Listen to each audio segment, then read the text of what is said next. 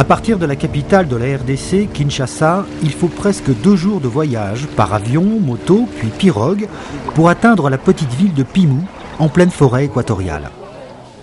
Dans les villages environnants, les familles vivent surtout de la chasse, la pêche et de l'agriculture. Ici, on pratique depuis des générations la culture sur brûlis. C'est une technique que nos ancêtres nous ont léguée.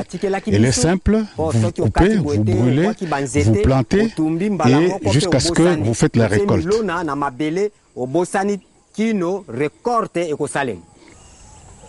C'est un système qui consomme énormément de terres et de forêts. Chaque année, la forêt est coupée et chaque année, le sol est devenu pauvre grâce à cette pratique de l'agriculture itinérante sur brûlis. Il faudrait qu'on trouve des solutions à cette pratique itinérante sur brûlis. La culture sur brûlis est pratiquée par des millions d'agriculteurs dans le monde. Ce sont près de 400 000 hectares de forêt qui partent en fumée chaque année sur la planète. Les effets sont néfastes pour la forêt, mais également pour le climat. Les gaz rejetés par les feux contribuent au dérèglement climatique. Et cette technique du brûlis est aussi mauvaise pour le sol. Il y a une grande chaleur qui brûle le sol. C'est-à-dire qu'il y a une diversité biologique dans le sol qui joue un très grand rôle pour la croissance des plantes, des cultures. Si on met le feu, ça va détruire pendant un certain temps toutes ces colonies de petits animaux et bactéries. Ça va donner un impact néfaste sur la productivité, sur le rendement. Conséquence, après 2 ou 3 récoltes, les rendements chutent, parfois de plus de la moitié, et l'agriculteur est obligé d'aller déboiser de nouveaux espaces, parfois à plusieurs kilomètres de son domicile. Ici, à Pimou, une expérience unique en forêt équatoriale a été lancée il y a 1 an avec ce charbon, le biochar. Le biochar, inventé par les Indiens d'Amérique du Sud, est issu des résidus végétaux, débris de plantes ou restes de récolte. Il est donc très peu coûteux. Fabriqué dans un four Adams du nom de son inventeur, le biochar est ensuite enfoui dans le champ. Il agit alors comme un engrais qui va permettre au sol de retrouver sa fertilité perdue. Et ce n'est pas son seul intérêt. Aujourd'hui, en utilisant le biochar, le sol reste fertile pendant plusieurs années et par conséquent, les superficies qui sont défrichées sont limitées.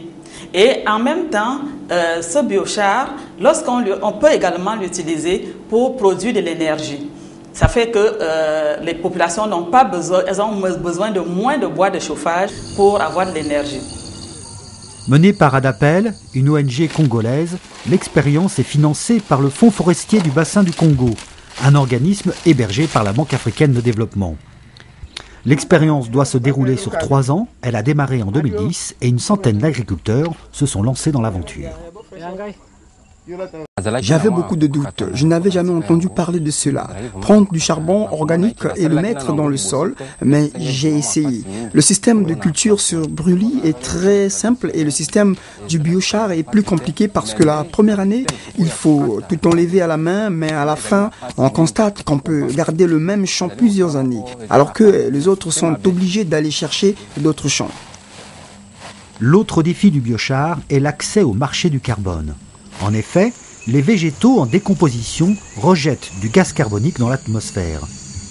Mais comme le biochar les transforme en charbon et les stocke dans le sol, il permet de réduire les émissions de CO2 de ces végétaux. La quantité de carbone ainsi capturée peut être ensuite vendue sur les marchés mondiaux et fournir ainsi des revenus supplémentaires à la communauté. Il faut savoir que le marché est bien déterminé. 1 tonne de CO2, c'est comme une marchandise, il y a un prix. Ça, c'est à peu près 20 € maintenant. Ça fluctue comme le pétrole, par exemple. Entrer sur ce marché, c'est très coûteux. Ça peut même coûter pour un petit projet 200 000 €, mais il y a quand même le marché volontaire qui est plus accessible à nous. Mais on pénalise souvent les petits projets. Nous allons nous battre pour mettre notre beau petit projet sur ce marché sans dépenser trop, parce que l'argent doit arriver ici, chez les pauvres paysans. En attendant que le projet fasse ses preuves, des hectares de forêt continuent à partir en fumée et la sécurité alimentaire des agriculteurs est toujours excessivement précaire. Les enjeux sont importants, car si le projet biochar arrive à s'autofinancer, il pourrait bien s'étendre rapidement sur l'ensemble de la forêt, voire le continent.